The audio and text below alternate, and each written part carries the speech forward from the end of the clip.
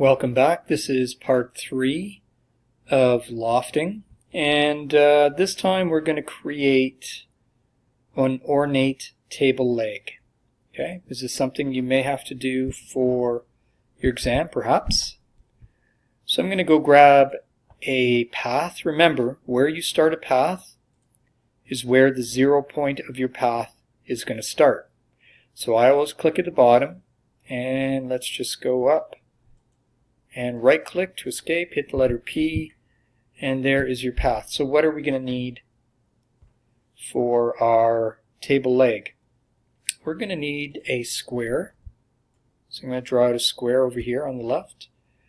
We're going to need a small circle. We're going to need a star shape with just a little bit of fluting here. Okay, and I think that's good to go. So, with your move tool, let's grab our path and let's go to Compound Objects and Loft. My path is selected, so I'm going to start by getting a shape and clicking on that so it gets lofted all the way to the top. Now I'm going to turn my skin off because I don't really need to see it right now while I'm building. And I'm just going to freeform this. I'm going to take my little yellow X, move it up to about, let's say, even numbers. I'm going to make it 10. And I'm going to introduce another square. So the concept is we're introducing shapes on a path. So if this starts off as a square, I know it's going to stay a square from here to here. I'm going to go to about 13 on my path, and I'm going to introduce the small circle. Can you imagine what that looks like now? Square to square, and all of a sudden into a small circle. Let's take a look. Okay. Alright, turn our skin off. Now we're going to move way up the path to about 85. Get shape, grab,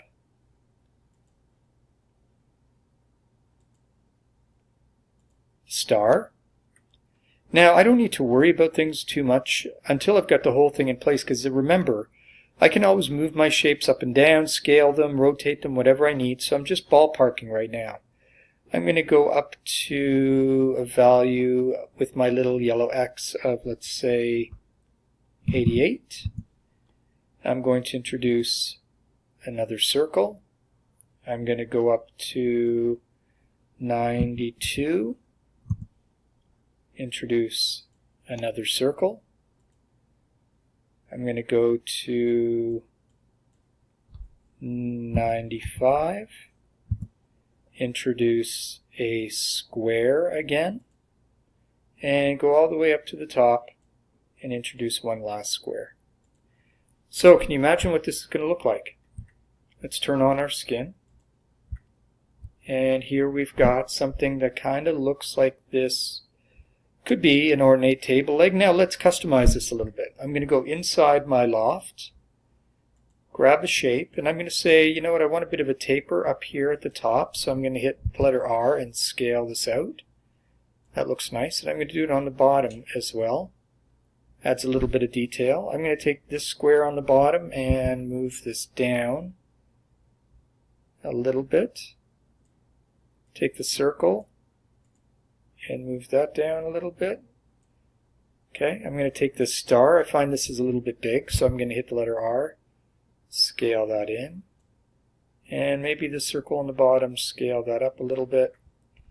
Okay, and if you see anything twist, remember that you can always take it and untwist it by just rotating it.